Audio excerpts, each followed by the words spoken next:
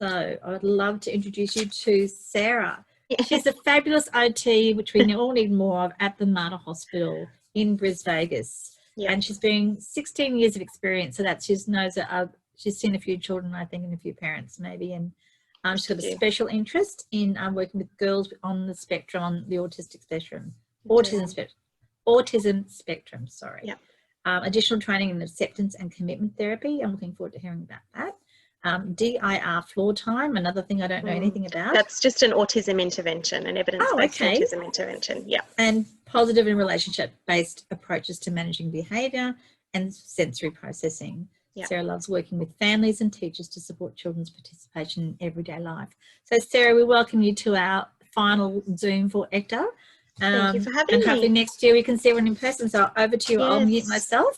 Thank you so much. That's the safest thing. And welcome Kate as well. I can see you're here. Yeah. And I'll add any more. Okay. Thanks, Helen, and thanks so much, everybody, for coming at the end of the day. I'm so impressed everybody's lasted the whole day.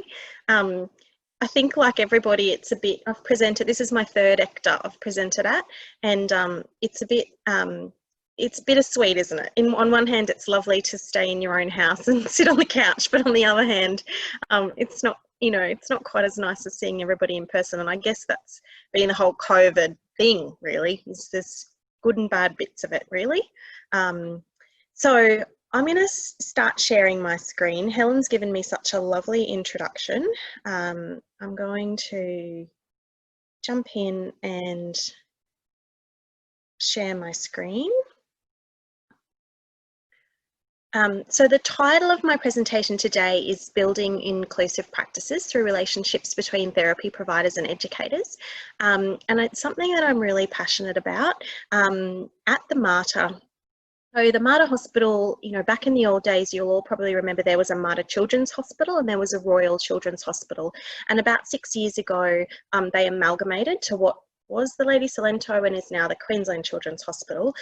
So what that means for us at the Mater is that we only see private paediatrics. So we've got a 22-bed inpatient children's ward, and we also run a private practice out of the Mater. So I'm the senior OT in that role, and it's essentially like any private practice. So any kind of private OT practice that you might see up the road. The difference is that we're based at the Mater Hospital. And the other difference is that we have a team. So at the Mater, we have OT, physio, speech pathology, and dietetics. And as a result, that means that we see quite complex children because often the children that are coming to us have tried their local service providers and are either kind of too tricky for them, or they need more of a multidisciplinary team approach. So that's kind of my work background. Part of my presentation today, I'm going to be talking about how I work with early childhood educators, and at the Mater we have developed partnerships with 2 centres in particular, and I'm going to talk about how that partnership works and what it looks like and what are the benefits for the child from that partnership, but also the benefit for me and for the educators. And I was speaking to one of the teachers this week, and I'll tell you what she said later, but she said to me, "You tell them, Sarah, at ECTA this weekend, you tell them," because we were having a phone conversation about a child, and I will share that story as we get a bit closer. But I think, you know, I think it's really important from both parties. I think it's important for therapists to understand educators and work together with educators, but and it's also really important for educators to tap into therapy providers that you've got access to. This is me, this is my gang. I've got 2 girls. Allegra is 10 and she is neurodiverse, and we've had a chat about that and she's given me permission to share that. So Allegra doesn't have a diagnosis of any sort. She's the one standing in the picture with the red headband, but she is like a girl on the autism spectrum. She has a really high verbal comprehension, working memory skills, and really slow processing speed. So verbal comprehension in the 99th centile and processing speed on the 5th centile. So she has a really unique learning profile, and I think I've learnt probably almost as much being her mum as I have being OT for 17 years. And my other daughter, Millie, is 7 and she is neurotypical, completely neurotypical, which, you know, lends itself to an interesting family dynamics. Allegra asked me last week, I have to share this beautiful story, but Allegra asked me last week, we were talking about her being neurodiverse and asking for her permission to share the story. And she said to me, "Mummy, is Millie neurodiverse?" And I said, "Oh no, darling." I said, "Millie's neurotypical, like very neurotypical." And she said, she said, "I feel sorry for Millie," which is just so beautiful. And I thought, well, I've done something right if she can see the strengths in being neurodiverse. And I guess that's something I'm really passionate about, is taking these kids and their parents and helping them to see the good parts of their disability.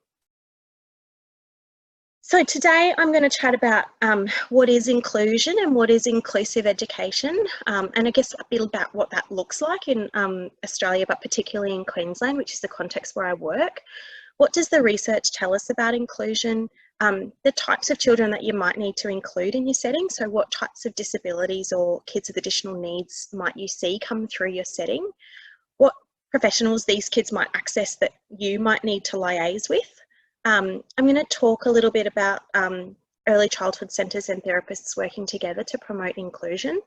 And then I'm going to go through some inclusion practice strategies for your environment. And I guess that's the bit that I'm really keen to be interactive, because certainly my list is not going to be exhaustive. And I know that lots of you have some really nice ways that you include kids with additional needs in your centre. So feel free to pipe up and join in that conversation. Helen's going to keep me to time. So I was just telling her that I presented in the last session and I ran out of time. I had about 10 slides at the end that I couldn't get to. So I will keep an eye on my watch as well, just to make sure that we're trucking along, because I know the end bit's always the important bit. So, something's come up on my screen. Can everybody see that grey line? Don't quite know how that happened. Oh, it's gone. There we go. So what is inclusion? This is off the Education Queensland website, this little diagram, but I really loved it because, you know, students with a disability is just one tiny part, and this diagram really nicely shows that. So when we think about students, children in your care that you might need to include, you know, there's a whole range of situations and scenarios there that might impact a child's ability to participate successfully in early childhood. And as an occupational therapist, I'm not sure if I've got it in this presentation, but as an occupational therapist, you know, some people don't understand what we do. And how I explain it to people is I talk about occupational therapists are interested in occupation. And what occupation is it's all the things that you do to fill up your day. And we have different occupations, and a children's main occupation is as a player and a self-carer, but the other occupation is being a student or being in care. And so, you know, that's really, I want to make sure that all of the kids that I see for therapy are fulfilling their occupation of being a student, or, you know, or a child in early education as well. So that can include all those different things. I also love this diagram because it talks about what inclusion is and what inclusion is not. So inclusion is not exclusion, and that one's pretty obvious. I think, you know, that's where people with a disability or additional needs are absolutely on the outer. It's also not segregation, and again, that's pretty obvious. And segregation is an example of that is special schools. So we've got segregation still happening in Queensland. And, you know, a note about special schools, I love special schools and I think they're absolutely amazing. In the research, it's not best practice, but I can absolutely see why parents still choose to send their children to a special school. And I have clients on my books who go to special school, and clients at the moment who are in their kindergarten year, and the mums are going to send them to special school next year. And I think that that's not, you know, that's not a bad thing, and it's just a reflection of where we're at in Queensland with our education. Same thing with ECDPs. So some of you might have children that attend your mainstream program and ECDP, or you might be an ECDP teacher, but that's an example of segregation where we're providing two different opportunities for children with additional needs. Inclusion is also not integration. So integration is where it seems as though kids are part of, kids with disabilities are part of everything, but when you dig into the nitty gritty, they're just kind of off on their own. And this is probably what, you know, when we have special education units, so kids are going to mainstream schools, but then they spend their whole day in the unit. So they're not actually included in the classroom. They're integrated into mainstream school society, but they're actually kind of, you know, popped off to the side. So inclusive education, again, this is off the Education Queensland website, and I'm just going to read the quote. Students experience inclusive education when they can access and fully participate in learning alongside their similar aged peers, supported by reasonable adjustments and teaching strategies tailored to meet their individual needs. Inclusion is embedded in all aspects of school life and is supported by culture, policies and everyday practices.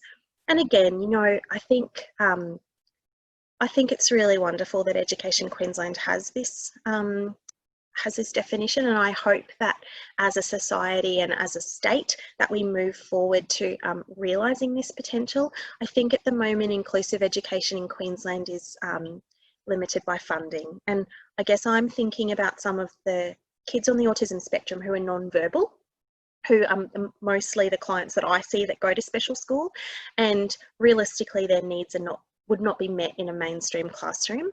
And one of the predominant reasons for that is just a lack of funding. So they would, you know, schools are unable to provide the number of staff that they would need. And I know that that's true in the short day kindergarten programs in Queensland as well, because I work quite closely alongside one of them, and a lot of them, you know, I'm thinking of one centre in particular, they fundraise just for inclusive, for an additional staff member for inclusion support. So, you know, I think this is a lovely goal to have, and moving forward, hopefully we can get some more funds around that to make that happen for all children.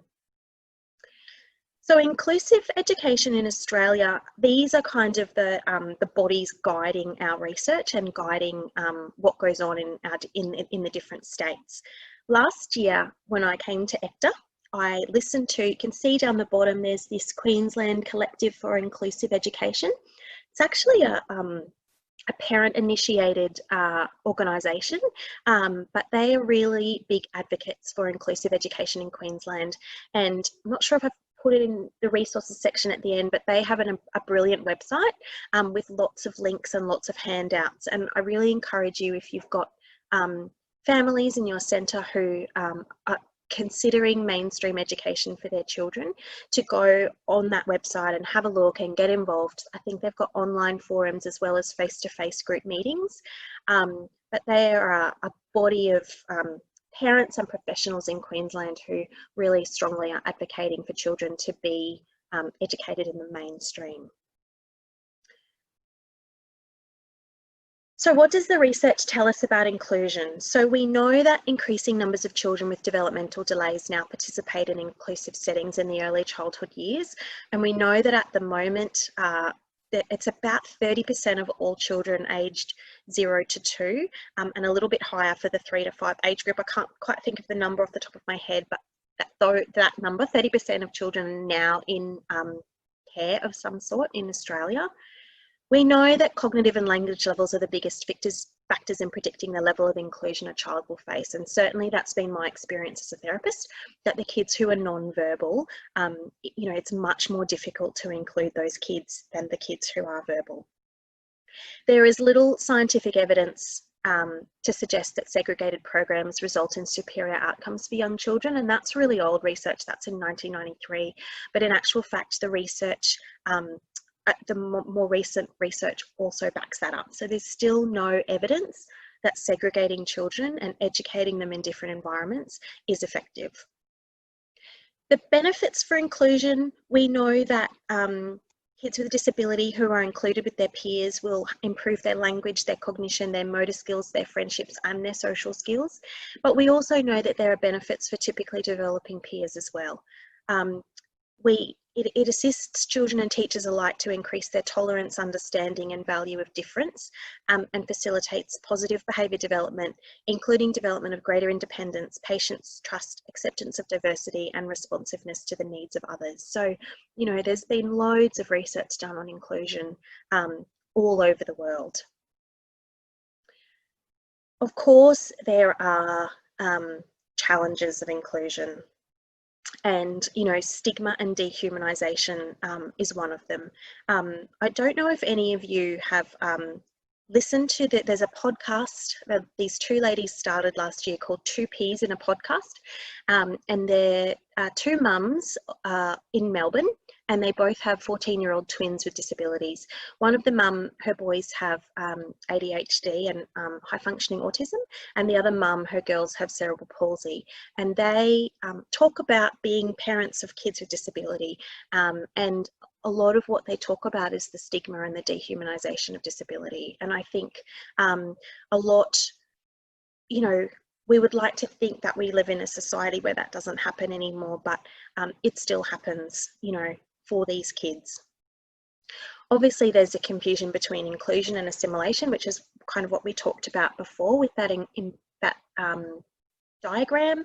There's a lack of educator experience, both within an inclusion setting and dealing with specific disabilities, and particularly those kids that come who, you know, you might never have seen a child with a, you know, I'm thinking of these kids with these really rare genetic syndromes, and they might pop up in your centre, and, you know, it just, sometimes it's a bit of a shock and you think, I don't have the experience to deal with this.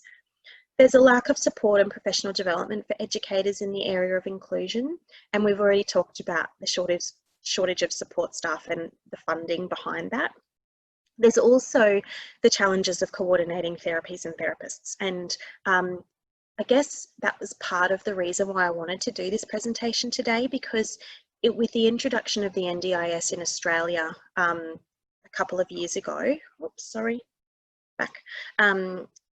all of a sudden kids whose parents previously couldn't afford therapy now have therapists, and these therapists want to visit your centres, and it can be really overwhelming trying to coordinate. You know, if you've got 4 kids with a disability in your centre and they all have a different, because now people have choice and control, they all have a different OT and they all have a different speechy, then that's, you know, that's 8 different therapists that you've got to coordinate who might be emailing you and saying, can I drop in? Can I, you know, can I observe the child? So that is really exhausting. And some centres and some schools have just put a blanket ban on it. No, we're not going to do it. We're not going to have therapists on site. And I guess that was part of my motivation for speaking today was, you know, to talk about ways that we can do it better. You know, how can we as therapists do this better and support you in your job rather than be a hindrance in continually asking if we can come and visit your centre. There's a lack of relevant curriculum for kids with disabilities, and I guess, you know, that doesn't really so much apply to early childhood, the early childhood sector, but, you know, certainly once kids hit school, you know, there's really limited ways that you can bend the curriculum to meet the needs of a child, particularly a child who is minimally verbal or non-verbal. And obviously the physical environment, and I guess when I talk about that, I'm thinking about kids who might need a mobility aid, a wheelchair, a walker. You know, sometimes that can be really challenging to incorporate that, and how do you work that out, and do you need a hoist to lift them, or, you know, all of that sort of stuff comes into play. So what does successful inclusion look like? This is some really lovely research, and again, it's a little bit old, it's 2001, but it was done in New Zealand, and it was really extensive qualitative research, and they identified that inclusion is experienced when children and families are welcomed as valued members of the community and belong, and that it's viewed as an ordinary part of life. So, you know, everybody's just welcome as they come, and most of the people, most of the educators that I work with do this absolutely beautifully. Everybody's welcome, come as you are. Inclusion is experienced when peer acceptance is fostered and when parent collaboration is welcomed. And whenever I meet a new parent, I say to them, I might be the expert on your child's disability, but you're the expert on your child. And, you know, I think educators do a really good job of that as well. We both of us, therapists and educators, we want to know about the child, and we want to make sure that parents are included.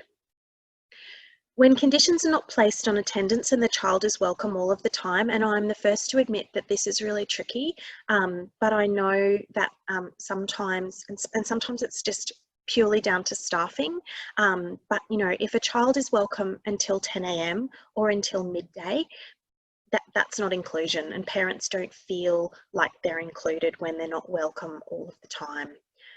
Obviously, when adaptations are made, when early years professionals work to advocate with parents, when resources are created or funding is sought, and when all staff within the setting are involved with all children. So I've just written, for example, paraprofessional support is used across the setting, and visiting therapists work with teachers to support inclusion. And I guess, you know, all of you will have had experience where a child in your centre has had an inclusion support aid, and all the kids know that that's that child's inclusion support aid. And realistically, you know, the aim should be that no one knows, you know, that that's that particular, you know, the paraprofessional should be there to support all children. They might have particular knowledge and skills with the child with a disability, but they're there, you know, for you to use across the centre. So the types of children you might need to include, you know, there are kids who might have ADHD or be neurodiverse in another way, potentially, you know, autism spectrum disorder, or, you know, reactive attachment disorder is one that I'm hearing a lot of. I don't know if any of you guys have had that pop up as a disability on your list, but a lot of paediatricians at the moment. It's the new, you know, for a while they went through a lot of ODD, oppositional defiance disorder.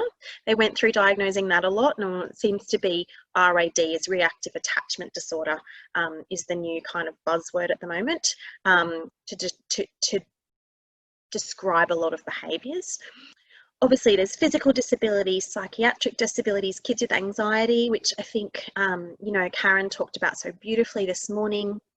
Children with speech and language delay, a medical condition, you know, kids with diabetes. I don't see them a lot in my clinic, but I know that most centres will have had, you know, one or more kids with diabetes coming through, learning disabilities. And again, in early childhood, a child won't often come with a diagnosed learning disability, but you guys are the first ones to pick it up. So you guys are the ones that will start to see, right, you know, this child is not joining all the dots the way that other kids do, or they learn in a different way. And I think that's really vital information for you to be starting to collect, to pass on to parents and future educators and professionals as well. Obviously, we've got the sensory impairments, you know, blindness, low vision, deafness, and there's also the kids who have had brain injuries. And that's not many at this age, but, you know, there are some. In addition, in Education Queensland, children can be verified as having a disability if they have autism spectrum disorder, a hearing impairment, an intellectual disability, a physical impairment, and a speech language impairment or a visual impairment. And you can see that that there are a lot of kids in the slide before that are not included under verification. So, you know, unfortunately, verification attracts funding, and part of the reason why some families really push and seek a diagnosis is for that funding. You know, so there are some kids that I see who have a diagnosis of autism spectrum disorder, and I actually don't think they're on the autism spectrum. I think they're highly anxious kids with sensory processing disorder, because highly anxious kids with sensory processing disorder, a bit like what Karen was saying this morning, but they can be rigid and controlling and not have flexibility of thought, and they might have poor social skills because they're so anxious all the time. But these families need help, and they need funding just as much as a child with autism spectrum disorder does. So often there's a push for diagnosis for these kids to meet the funding needs of the funding bodies.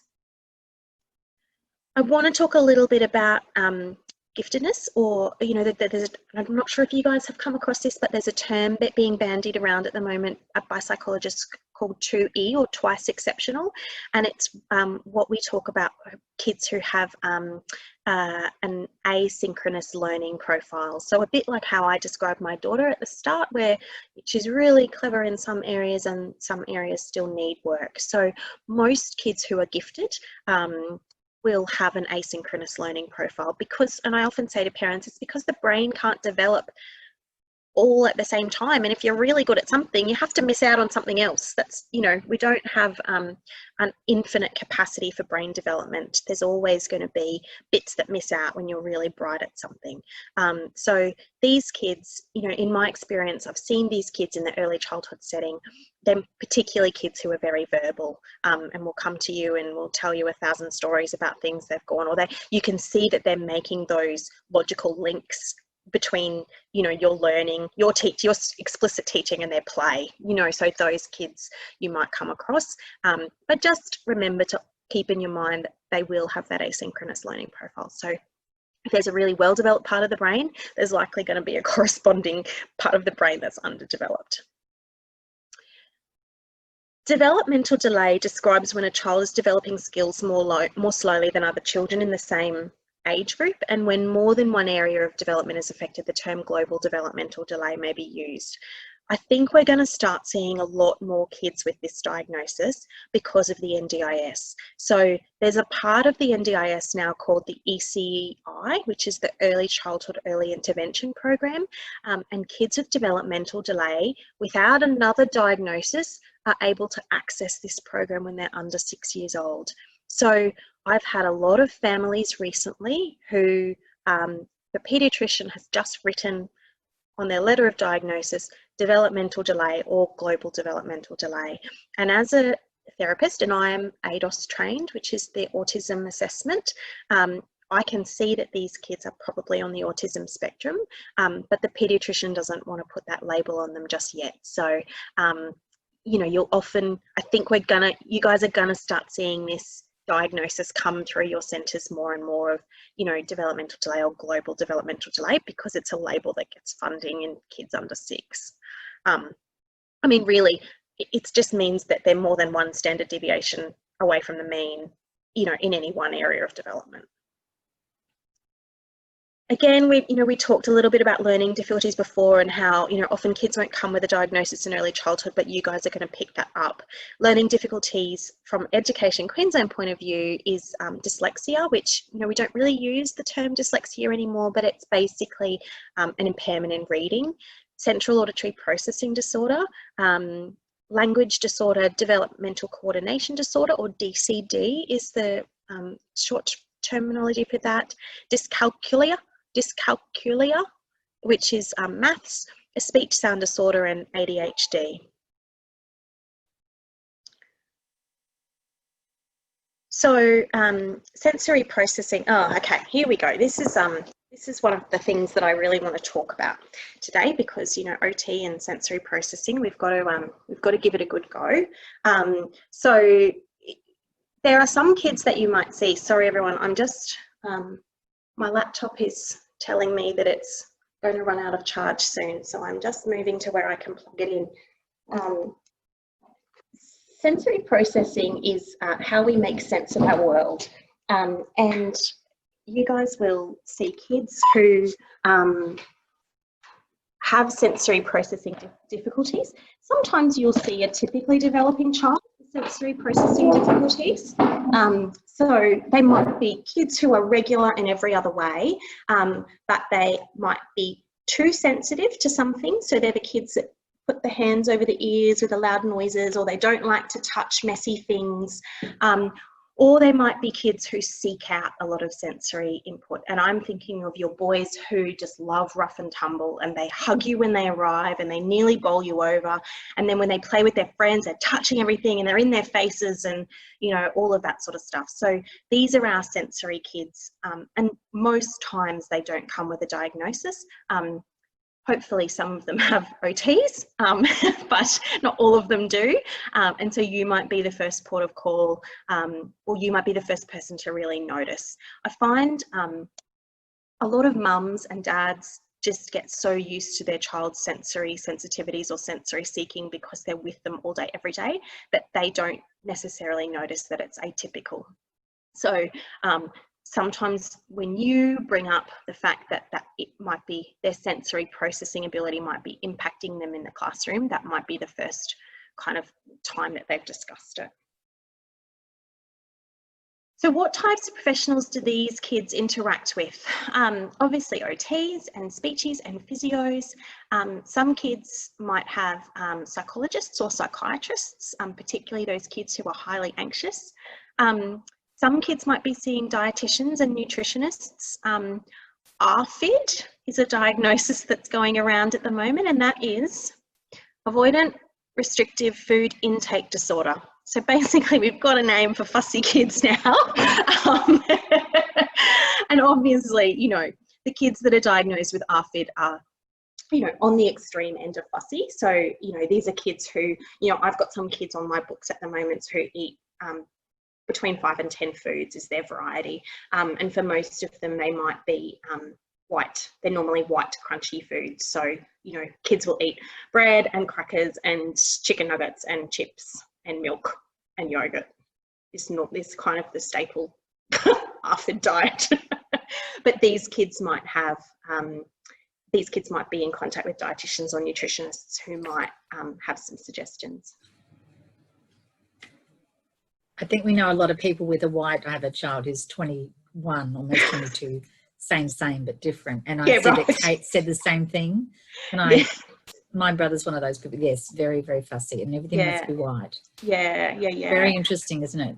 Yeah. They call them super tasters or something. I've heard of super. That's right. Yeah. And they're great wine connoisseurs, I believe, or they grew up to be great cheese makers. So they're very sensitive with those things.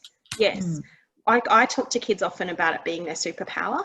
And when parents will often say to me, why can my child know, you know, why does my child prefer packaged food to fresh food?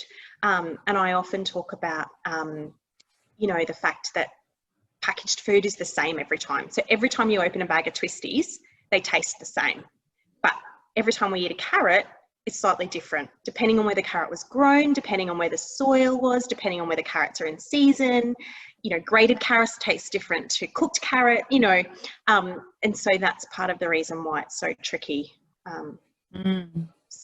Someone, I can't see the chat when I'm screen sharing, Helen. No, so that's okay. I've just said, Kate said that now, she said that her brother is now a vegetarian. I said that's hilarious because my daughter is now a vegetarian as well. So it's interesting how they've moved from one extreme to the other. So, nothing else. Just that very interesting palette, I think. Yes, absolutely. Yeah, that's right.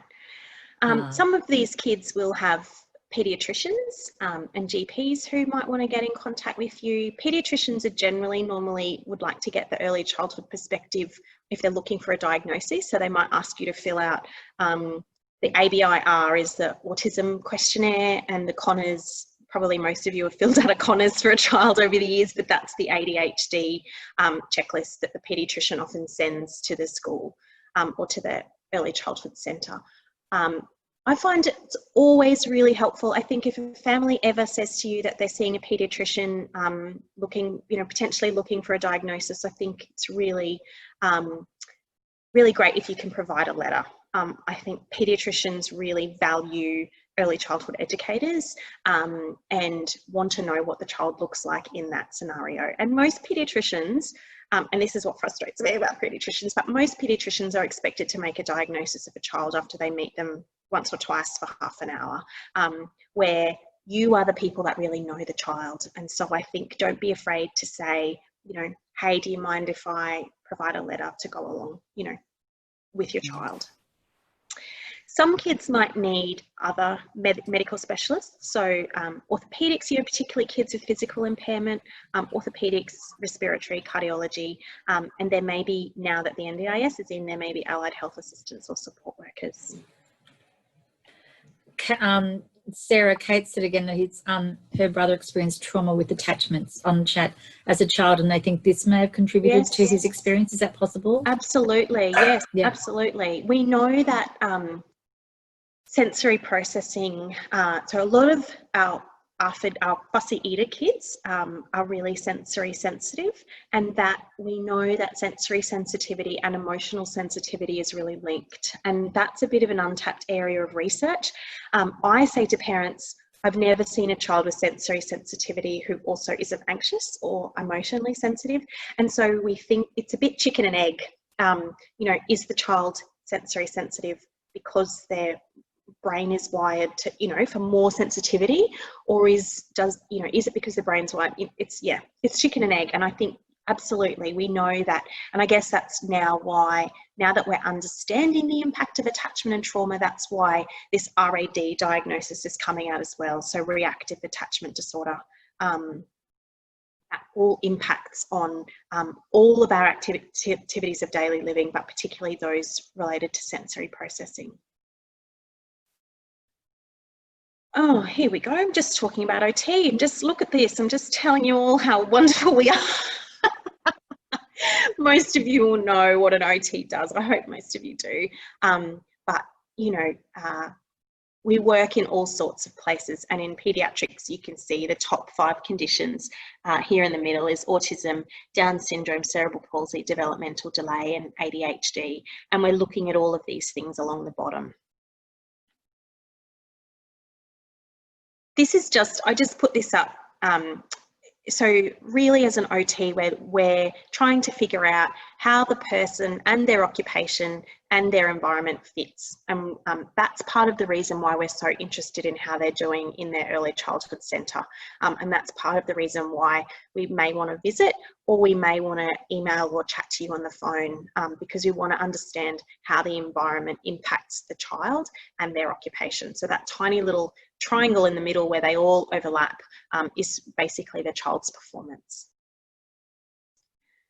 So children are spending, so why do we need to work together? You know, children are spending more time in childcare now than in 30 years ago, and the ECEI, the Early Childhood Early Intervention Best Practices, promote allied health intervention in a child's naturalistic setting. And sometimes that's not possible, and sometimes that's not optimal.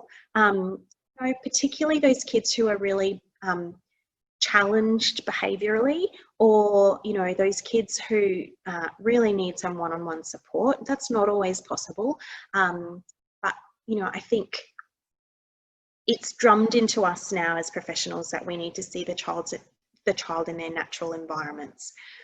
When educators and professionals work together, hopefully we can share a philosophy and an approach for the child. We can share specific strategies for an inclusion, and I think that goes both ways. So I can share what's worked in a clinic setting, and you guys can share what works in a group setting.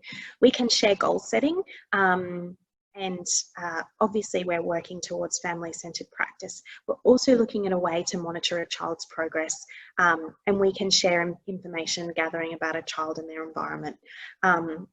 And I think, you know, therapists are really good at goal setting. So that's one of the key skills that we have, and one of the key things I think we can help you with, because we use assessments, but we also are so used to setting goals with families that it's kind of second nature to us.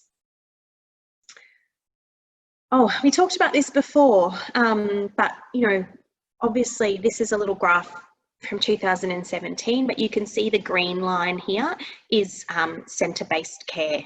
So you can see 1984, there was about 4% of kids in centre-based care versus 32% kind of 3 years ago. This little silver line at the top is your short day kindy. So that has remained fairly stable, a bit of a dip around 1996, obviously when that must be, look, there's a big sharp growth in centre-based care. So that must be when, you know, around the time when centre-based care became popular, a lot of mums were going back to work. But, you know, that's showing the increased time in care. And I guess, you know, you would absolutely, I've written that as a question, are you seeing more children with additional developmental needs in your service than you did 2, 5, 10 years ago? And I know the answer to that. I know that the answer is yes. I know that you are seeing more kids now included in your centre who have additional needs than ever before. So this is a picture taken from the National Disability Insurance Scheme, the NDIS website, and you can see here that we've talked about external supports, and we've also talked about the team that might surround the child, and you can see here that the local community and where the child goes to school or to daycare or to kindy is really vitally important. So, you know, that's kind of integral. Us working together is kind of integral to the success of that child. I want to talk about 2 real life examples, and do I?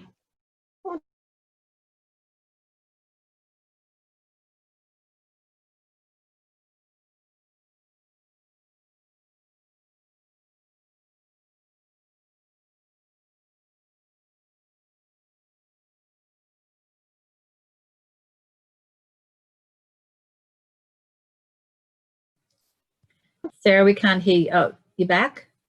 You're moving again. You froze for a while. Can you hear us? Can you hear us? I'm back. Beautiful. Sorry about that.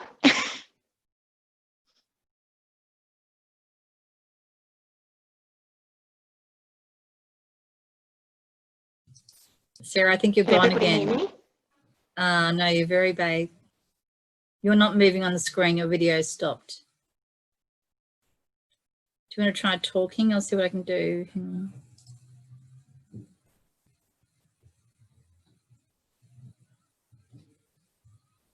What does that mean?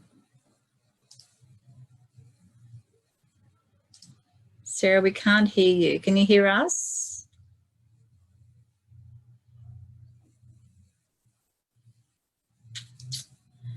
Right. Hang on, guys, I'll try and get it back. She's run away from us. Can you hear me? You're here. Yes. Yes, you're very fuzzy. You've got a bit of feedback going on, Dal. Okay.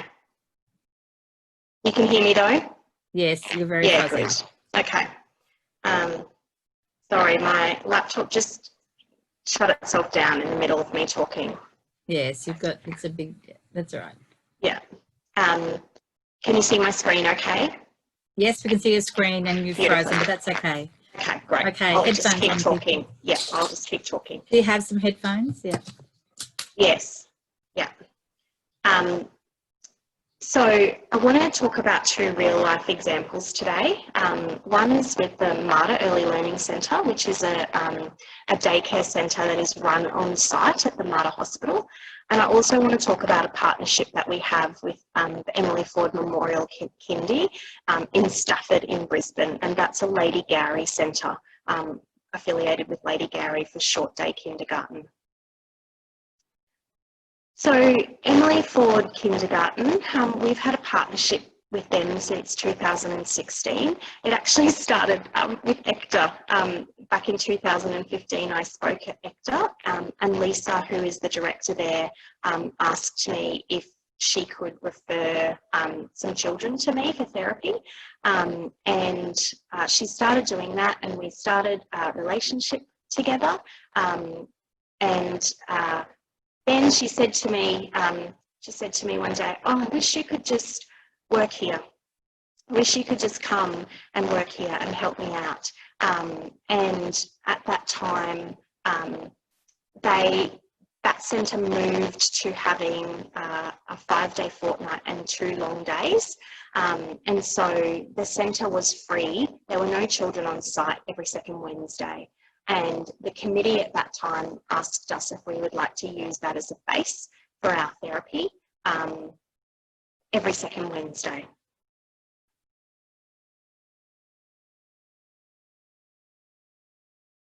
So what we started doing then is we started using that as a base for therapy every second Wednesday. What that meant was that there was the use of space for therapy sessions. There was a really easy referral process, and we allowed dedicated therapy spots fortnightly for families. So when a family calls the MARTA to look at that, when a family calls the MARTA to make an appointment, and they say that they're an Emily Ford Kindy family, then they are able to get in more quickly. So I'm full. My therapy spots are full for the remainder of the year. Sarah, Yes. your sound quality is really difficult. Do you want to try putting your headset on? If you've got a thing? Thank you. Thanks, Sandra.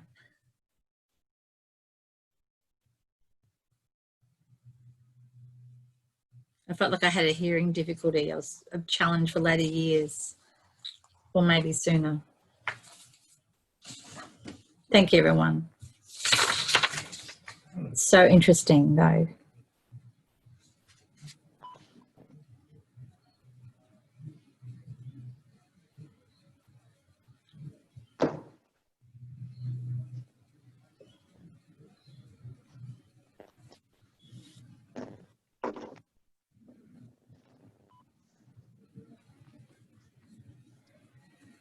What I'm actually going to do, Helen, is I can't see you guys anymore, so I'm just going to leave the meeting and just come straight back in. All right, then. Have a chat amongst yourselves, everyone. Oh, that's better. I don't understand technology, honestly. Better let it back in, right?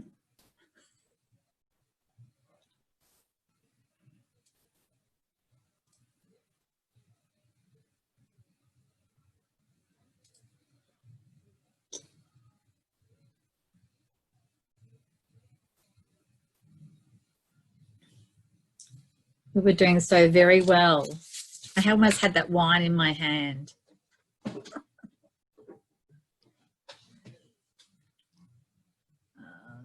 Sarah, come on in. Beautiful. You're back. Unmute, Sarah. You're on mute, darling.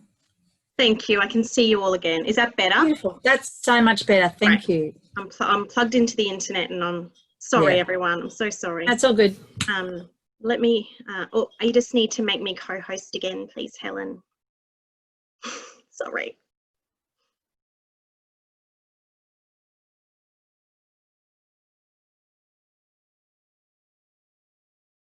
There we go. We're back. Okay. Did everybody hear that bit about how I was talking about the partnership with Emily Ford? Will I start that again?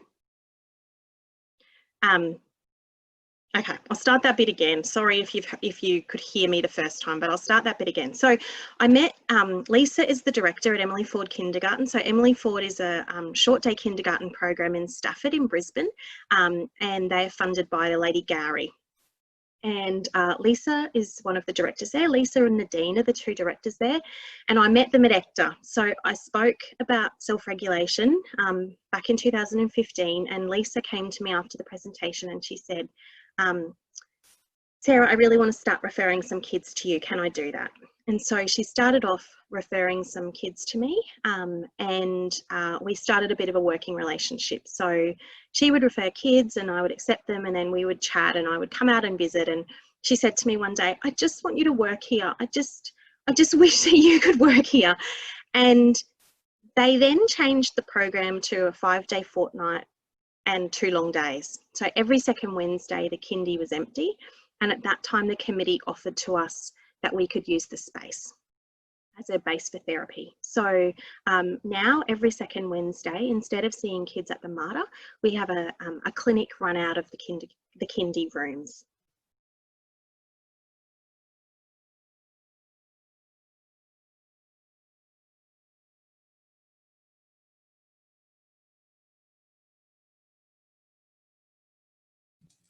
Sarah, you've won away again.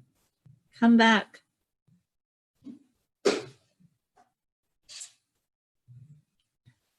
She does live on the north side. I'm blaming the north side internet connection. I'm back. I'm so sorry. This laptop just keeps shutting itself down for no reason. I'm not sure why. So now we run out of the kindy, and we run clinic out of the kindy, and that means that the kids don't have to drive into the city. In Brisbane, the Mater's in the city, and so the kids don't have to drive, the families don't have to drive into the city, and they can access therapy in their own kindy environment. We also run parent education sessions for Emily Ford, and we also do professional development for their educators. In addition, we have created some small group programs. So we've got Calm Kids, which is a program for kindy-aged kids focusing on social emotional development. We've got Let's Get Ready to Write, which is a fine motor group. And we've got Let's Get Set for Prep, which is a school readiness group. And we run those on site at the kindy. And that's open to kids from the kindy, but also other clients of ours who might live in the local area. Lisa has referred 2 kids to me this week, and she rang me the other day to have a chat about them. And she said to me, you tell those people at ECTA, Sarah, you tell them we can do this in 5 minutes now because we're so used to working with each other, because I know the way she teaches and she knows my style as a therapist. And so we're really very quickly able to share information with each other about a child and about that child's difficulty. And I feel like I understand the early childhood environment better because of my relationship with them, and she feels like she understands the therapy relationship better because of her relationship with me. So I think, you know, that's been a really lovely development for us and a lovely way to share and support families at her kindy. The other partnership we have is with Mater Early Learning, and although we've often been referred kids and seen kids there, we've had a conscious partnership with them since 2019. So that's a daycare centre that's on site at Mater Hospital, and we do the same targeted small groups there. So Calm Kids, Let's Get Ready to Write, and Let's Get Set for Prep. We also do therapy sessions conducted on site, and when I do therapy sessions that are conducted on site, I actually don't withdraw the child. So we do the therapy session in the child's natural environment while the teaching and learning is going on. So I'm there almost as an extra support person. My goal doing those therapy sessions are twofold. One is that I want to see the child in that environment and I want to help understand them.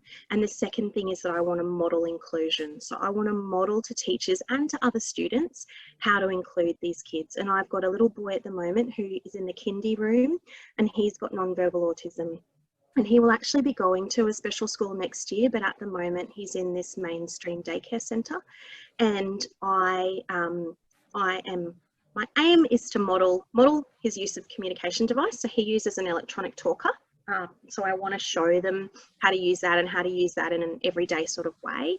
And I also want to show the other kids how to play with him. So this little man prefers to play on his own, and quite often he's left kind of in the block area with his car. You know, the kids with autism that just kind of lie there and roll the cars or spin the wheels. And I want to teach and show the other kids how they can join in with him and play with him and get some enjoyment from him. So when I'm there, I always pull a couple over, and there's a couple, you know, there's always a couple of kids who are really interested and really empathic. They've got really well developed social emotional skills, but I pull them over and we play as a group and I show them how they can include Henry. Again, we've also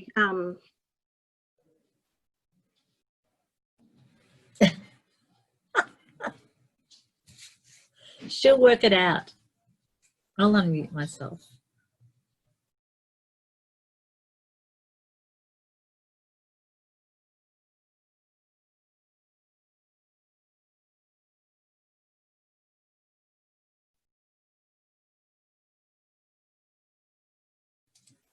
Hello.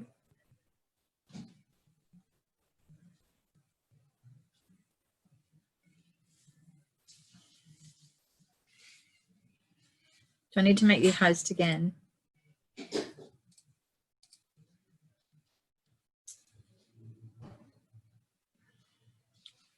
Can't hear you. Put your unmute. There you go. I've unmuted. Yes. I've unmuted you, Sarah. I've got my tech support now. He's home from the shops. Has he come for wine? I think you need wine. I'm going there. I'll be quiet. I'll get back to my screen sharing.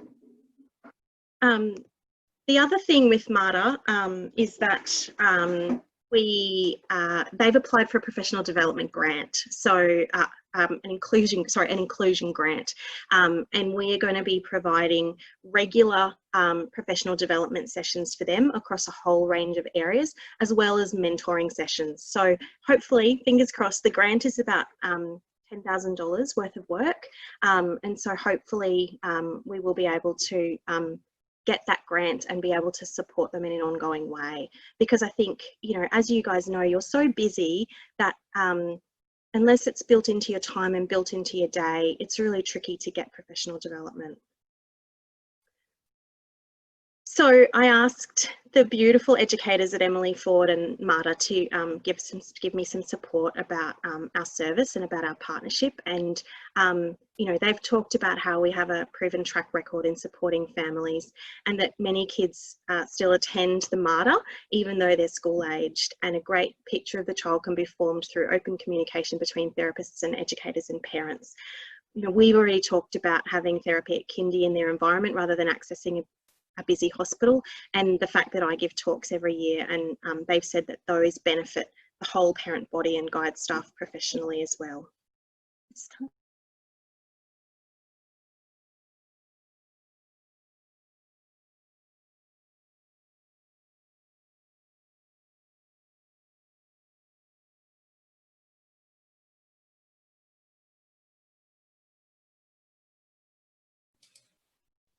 I'm hoping she'll work it out, Sandra.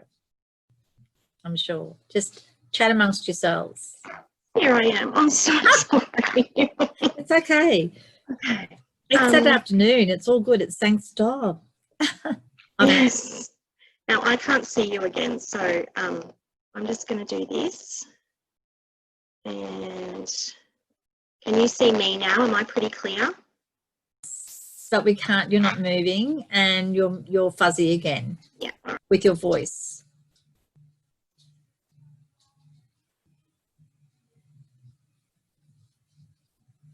So now I can't see you. Is that right? Can you hear us?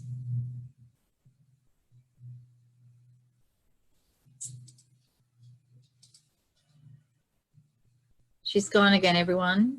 Again, chat amongst yourselves.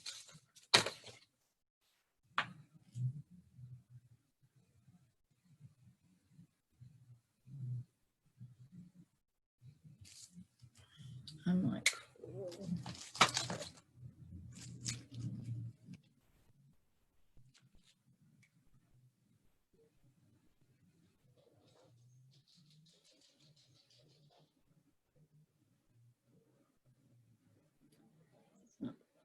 she's still not on, everyone. I'm just going to call tech support. Let me see.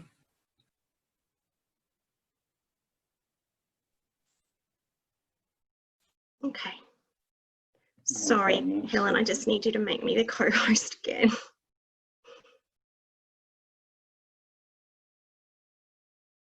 Thanks, Kate. Thanks for coming along.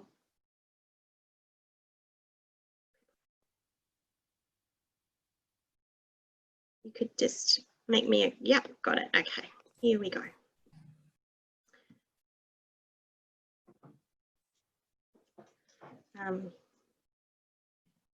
Okay, so building inclusive practices in your centre. I'm going to talk about each of these things in a little bit more detail. The problem seems to be with my laptop rather than anything else. So I've got it plugged in.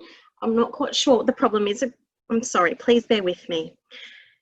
Staff education and attitude. I think, you know, we talked about stigma before, and I think a lot of people with disability still feel that there's a lot of stigma associated with disability, and you can see here that 1 in 3 people with a disability feel that there's disability prejudice, but only 1 in 5 non-disabled people say there's a lot of disability prejudice. And I guess, you know, there's been a lot in the media about you know, racism and racial prejudice in the last couple of months.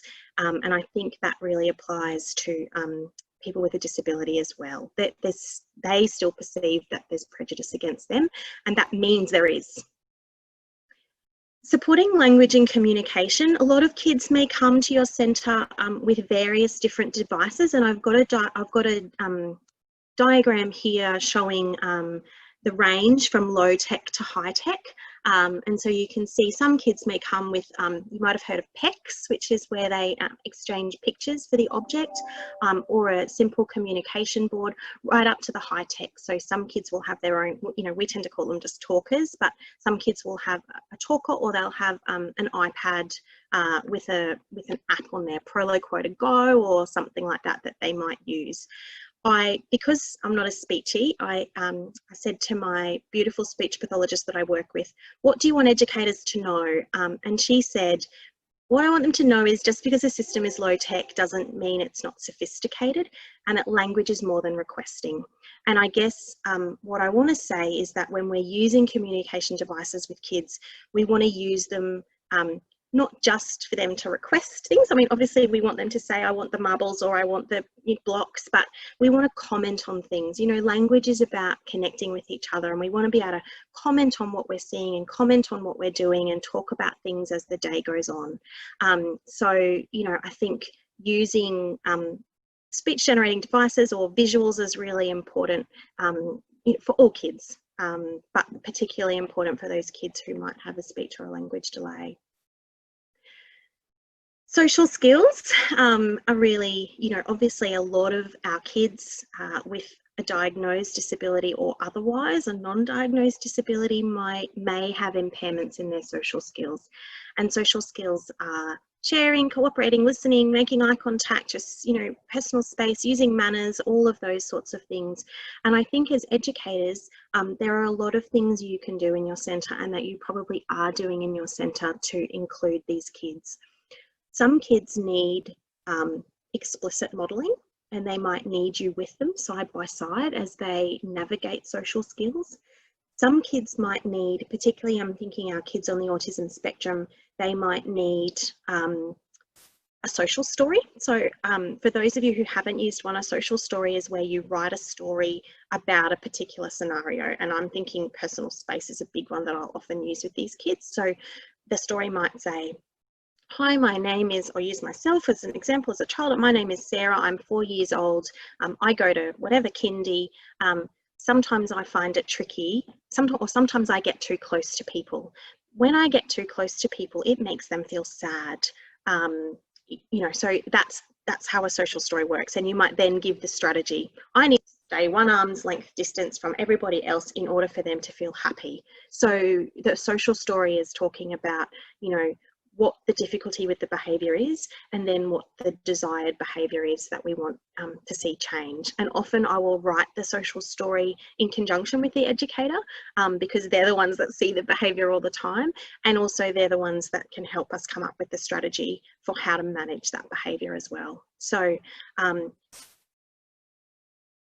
you know, I guess there are things that we can do together to support the social skills of these children.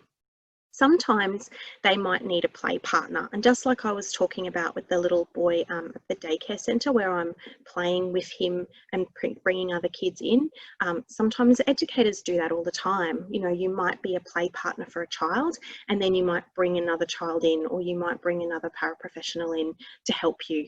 So sometimes these kids really need that explicit modelling to get that. Supporting children's motor skills, obviously we want to provide gross motor play opportunities that support all abilities.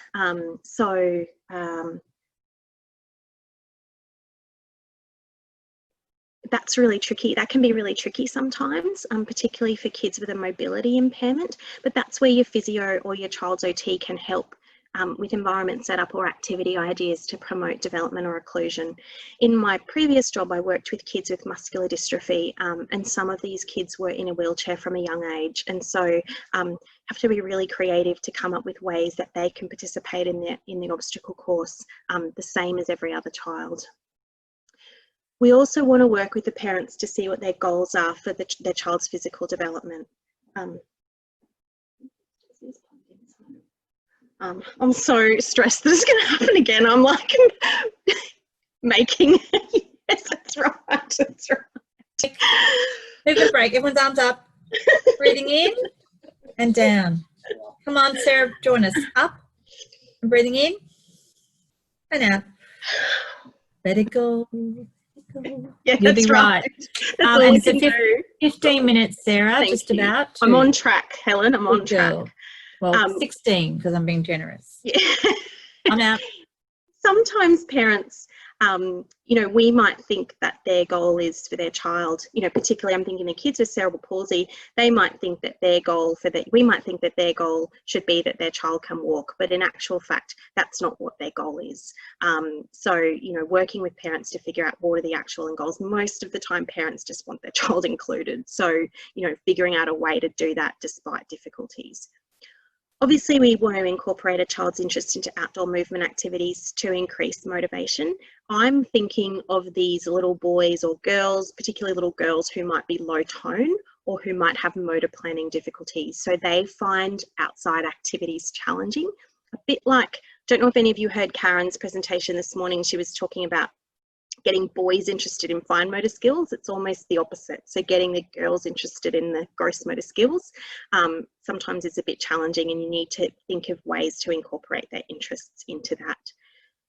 Obviously, you need to remove clutter in the environment to keep children with motor skills difficulties safe, and that's really tricky in an early childhood environment. And, you know, I'm thinking of some of the daycare centres that I've been to, the outside environment where, you know, there's buckets and spades and, you know, things are kind of left everywhere in the yard. So you know, that's really tricky, but important to be aware of. Allow for repetitive practice. Kids with dyspraxia, which is motor planning difficulties, they need lots more practice to lay down neural pathways to achieve skills. And where a child with normal motor planning might learn a skill like skipping, so, you know, skipping, children get that about 5. Some kids will just get that. They'll see it once and they'll get it. Other kids might need hundreds of practices. And sometimes I think as educators, we discourage repetition because it feels a bit pathological or a bit clinical when kids want to do the same things over and over again. But sometimes that's what their brain needs in order to lay down the neurons and to lay down those myelin sheaths. Obviously, you want to consider contraindications and precautions and how you will communicate this easily to the team. I'm thinking of kids with achondroplasia, so kids who are short-statured. We used to call it dwarfism, but they've got some contraindications around managing their neck. So their spines are very fragile and, you know, they can't go upside down and things like that. So if you've got those kids on your team, then you just need to think about how you communicate this easily. If, you know, if there's a substitute teacher or whatever else, how you do this easily. I actually, for most of my kids, I tend to do a 1-page sheet that gets laminated for teachers, which basically says, you know, this is who I am, these are my difficulties, this is what I need you to do for me, and this is my OT's name and email address, number and email address. And I say to teachers, feel free to pop that in your, if you've got a regular folder that you use for substitute teachers, feel free to pop that in. So at a glance, you can see a child and see what their difficulties are, see what their strengths are, but also see what accommodations you might need to be made. In terms of adapting the environment, you know, there's all sorts of strategies you can use. A lot of the strategies that I suggest are about using visuals, because I work a lot with a lot of kids with autism spectrum and they really need visuals in their environment. So both reducing visual clutter, but also adding visuals to make the environment easier for them to access. One of the reasons why people with autism don't make eye contact is that when they say, when you talk to an autistic adult or an autistic older child, they say that they can't get 2 sensory input at once. So if they're looking at you, they can't hear you as well. So if they want to hear you, that's why they avert their gaze. What we do know about people who are autistic is that the visual component of their brain, the visual pathways in their brain are very strong, and that's why we use visuals with them for communication and for social skills, because they will retain that visual information much better than they can retain auditory information. You can see up the top here, you know, you all know there's so much furniture now available for they call it flexible learning spaces, but there's lots of equipment available, seating available for kids who are movement seeking or kids who are vestibular seeking, where they need a lot of movement to keep their brain calm. And, you know, down the bottom here, we talk about, you know, we're looking at sensory processing in the classroom. So some kids find bright lights really overwhelming and dysregulating. So you may need to think about covering the lights or reducing visual clutter in the classroom.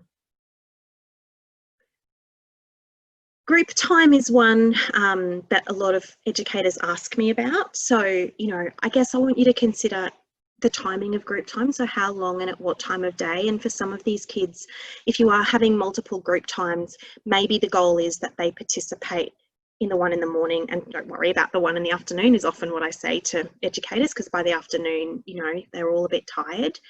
You may need to incorporate sensory experiences or sensory fidget toys to enhance attention to task. You know, again, it's really tricky. You as an educator will find ones that you like and that don't distract the rest of the kids too much. My go-to used to be a tiny little piece of blue tack until I had a boy stick it in his hair, and it's really hard to get out. You know, something in their you pocket, need to freeze it with ice. So get the there you go. Thanks, Helen. Yes. But the best one I've had is a really silky ribbon that's sewn inside the pocket of the shorts. So, you know, the child can put their hand in their pocket and it's not too, you know, it's not too intrusive. Everybody else doesn't want one. You know, when you have one of these stretchy toys or the frogs that pop or whatever, everybody in the class wants one, which, you know, is fine, but can be quite distracting from your learning. Obviously, you know, really simple things like the use of hands-on objects to complement teaching. Seating we've touched on, but there are lots of lovely chairs now that you can get for kids who have low tone or who have difficulty sitting still. I personally love the How to Hug, which is available in Australia from Skill Builders, and it's a little it's a little wooden slats, and the child can sit in there and have a little rock. It feels like you're having a hug. So, you know, that's something to consider.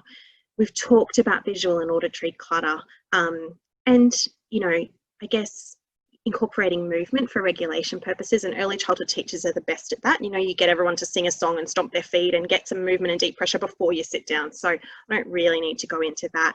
The only other thing I wanted to talk about is how do you communicate expectations of behaviour?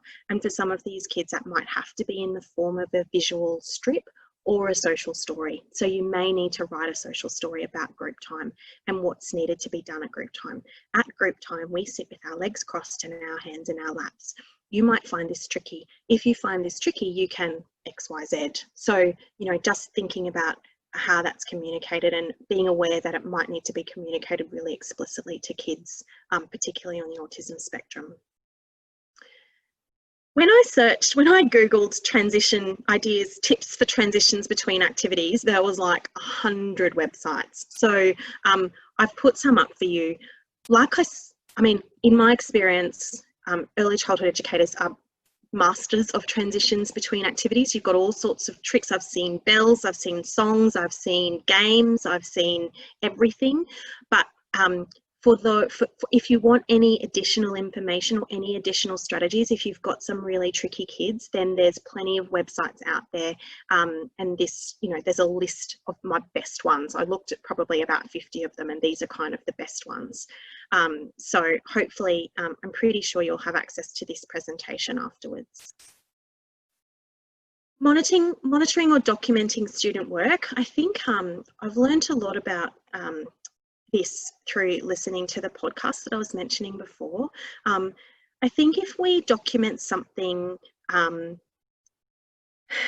that doesn't feel real to us, then parents know that it doesn't feel real as well. So I've got a mum at the moment who says to me, they keep photographing my son with other children, but I'm pretty sure he's not playing with other children.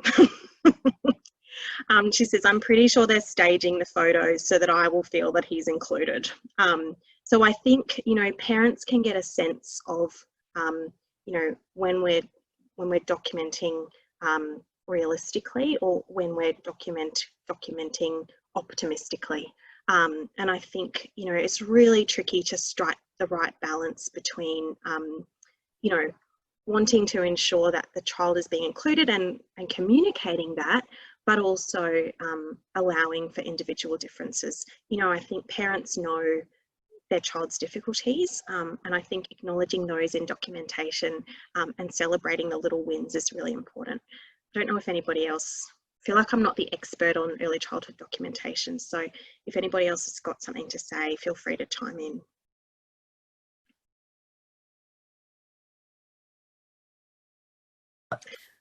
There's too much. I know. It's just, too many choices. I think you have to find a system. For me, I have to find a system that works for me. I'm very visual, so that analytical linear documentation is not my thing, but I have labels and sticky notes on everything. And and I guess my point was that if you try and hide a child's disability in documentation, parents know. Of course. Yeah. Transition to the next stage of education. 5 minutes, Sarah. Thank you.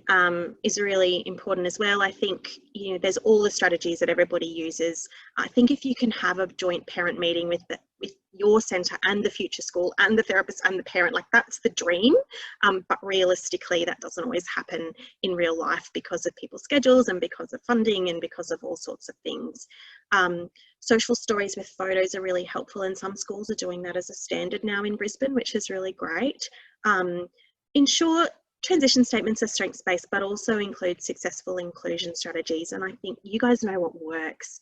And I think that's the best gift that you can give their prep teacher is strategies that work, the strategies that are tried and true, because you would have tried 50, 100 over the year, and there's 10 left that really work for this child, and you know that they really work for that child. And so if you can tell the prep teacher, it saves them trying 50 to 100 before they get to those 10.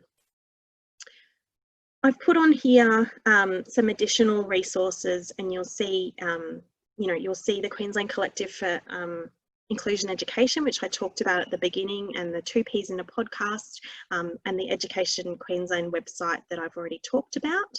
And I think, ta-da, we got through, we made it. You can hold your space bar down if you want to say something, or you can just type in the chat and I'll read it out for you if you're shy. Up to you. Come on, Chris, I haven't heard from you all afternoon. Am I being cheeky? Where is he? Where's he gone? Chris has run away. Hello. He's here. Unmute and say hello. Bossy. Have you met me? I'm very bossy. Hi. Assertive, I call it, Helen, rather than bossy. Oh, I know, but I am. I'll share one of the notes that I was scribbling madly. Is the idea of trying to do something with the neighbouring school as well as the allied professionals that we visit, that do visit. I had a question about, I don't know, Sarah, if you can speak on behalf of all allied professionals, but what's the response when you approach people? Are they all as willing as you are to come on site? The people that I've spoken to are generally. Look, I think if they're not, it's probably not your best ally. Most professionals that I know are really keen to come on site. Obviously, we're a lot of us are now funded by the child's family, so sometimes we're limited. They're paying our wages essentially because their funding is through the NDIS, and so we have to kind of do what they ask us to do or what they tell us to do because they're our employers now. But certainly, I think it's really important that if they're not on board, then potentially that's not the right fit for your centre or the right fit for the child. Yeah, these are therapists who are already working with the children. The parents have engaged them separately. Yes. Yeah. Some of them we have an in-house speech pathologist, and so her referrals can fast-track people's access to a speech pathologist. Great. Some of those are keen to come in. Some who are already engaged with families, I don't think they're reluctant, but it's probably not on their priority list. So yeah. Whether they all feel that it's necessary, I think. Oh, absolutely, I do too. And I think NDIS put out best practices, and I shared a bit of that in the presentation, that we need to see children in their natural environments. So I think, yes, I hope everybody is out there doing best practice, but you can't always guarantee it, can you? I think as much engagement as I can get with the other support services, for us, considering the amount of time I spend with their children. Absolutely. That's, you know them, like next to the parent, you know them best of all. Yeah. I mean, long daycare, so and we have most of the children almost full time. So yeah, absolutely. Yeah. Anyone else? Sandra, do you want to say something? Where do you work, Sandra? What area do you work in? I'm at Tarragindy War Memorial Kindergarten. Okay. And we've You're close to me. Oh, yes. I think I saw you or heard you speak last year or another year here at ECTA, and I really thoroughly enjoyed it. That's really kind. And yes, over the years, I've had different professionals come in and help me with different children, and you were worth your weight in gold. That's very kind, Sandra. True. I think, I don't want to be disparaging to, anybody in the allied health world, but there's a real demand for allied health at the moment, and unfortunately demand outweighs supply. And what that means is a lot of new graduate therapists are coming straight into private practice without a lot of experience. And, I feel bad for them because, this is the world we live in now. We're all funded mostly by the NDIS. And so, there's not a lot of scope out there for working. When I worked for 11 years at Montrose when I first started. So I had, a really good grounding. I worked up to being the senior OT there before I moved on. And that allowed me a really good grounding. But a lot of these therapists are not getting that anymore because they're having to go straight into private practice. And it's a really big ask. Yeah. I'll have to close you down because wine's on in Fine. 10 minutes. Not that I'm desperate. No, I am now. Anybody else want to say anything before I do closing? Anyone? Sarah, it has been absolutely fascinating. I've got pages of notes. Good. That's so great. I really loved a lot of the things that you said, and I think that I'm excited about therapists coming to work with educators. I think we can only do a better job together because we all seem to operate in separate circles, and now I think that it's done with NDIS. I think I've seen lots of really positives there where we don't operate in our own little vacuums. Educators are just as guilty of doing that as clinicians and therapists. So I think you've shown us lovely information about social skills. I loved all the different sensory processing. That was really interesting. And that analogy of one of my children, my personal child, that was particularly enlightening. So that was good. Thank you from all of us. I think we've had a lovely time. Everyone's agreed with everything. A good afternoon. Sorry about my technology issues. No, Thank you for being so patient. Thank you. All part of being flexible. Yes, but that's an inclusive practice right there. Okay. I'll write you a social story about it. No, don't worry about it. Moving on. Okay. Thank you, everyone.